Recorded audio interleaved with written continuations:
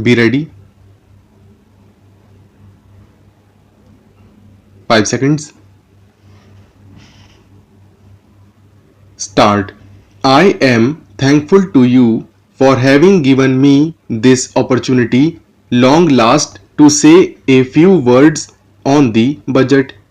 Already much has been said, and I think the finance minister has come in for his share of congratulations as well as criticisms. So there is not very much to say, but I should like to say a few words.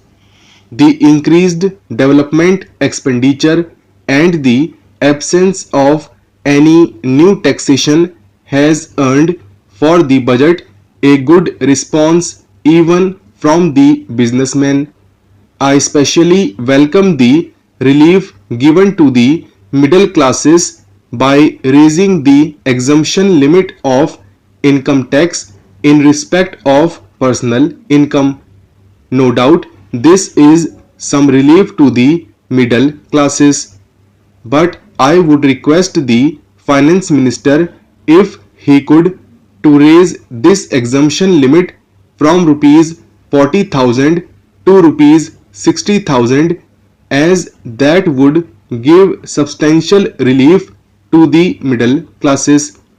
I am indeed glad that the Taxation Enquiry Commission has been appointed with Dr. John Mathai as the chairman, and I am sure that many of the vexed problems may be solved through this commission. At the same time, I would request the finance minister to put off the estate duty bill for the present, since this enquiry commission has been appointed and they may go into this question, for I feel that it is not an opportune moment to put on more taxes on the people. Already, as Mr. Gadgil has pointed out, there are so many taxes on the people. The people are overburdened by taxes and they are just trying to recover their stability. So, in regard to estate duty, I would ask him to consider about it. My reason for asking it to be postponed is, as I have said, that the people are still facing economic distress, and then our government is not able to offer the amenities which other countries have where the estate duty exists, such as free compulsory education for children, free medical aid, homes for the poor and the destitute, old age pension, etc. So, my humble suggestion is that this point may be considered by the Taxation Enquiry Commission. I agree that there is a brighter side of the picture, and that instead of continually harping on our poverty, we should also see the bright side. We are making encouraging progress towards laying the foundation of a welfare state.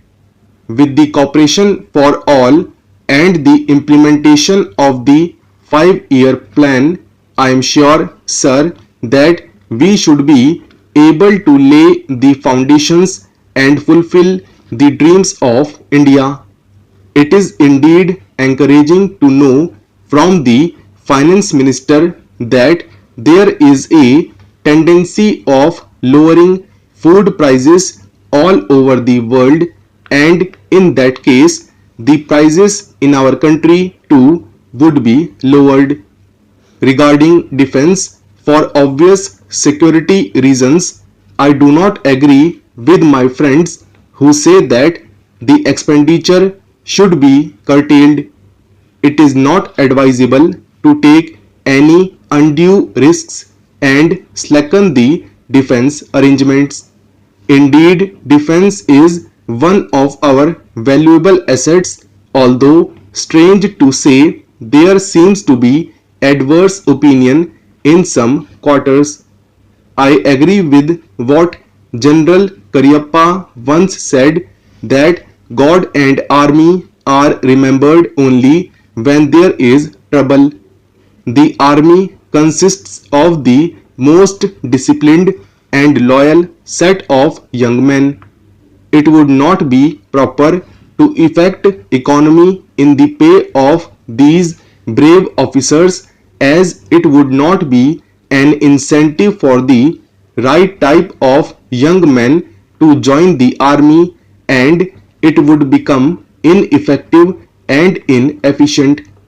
I believe already officers who were drawing rupees 14,000 as their pay are now getting only rupees 7,000 and about rupees 1,000 as allowance.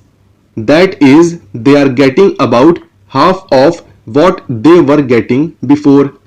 It is very hard for those officers on field duty to establish separate establishments for their families and for their children, and I would specially appeal to the finance minister to see that the family allowances may be restored to those officers who are on field duty. Economy in army could be effected in other ways.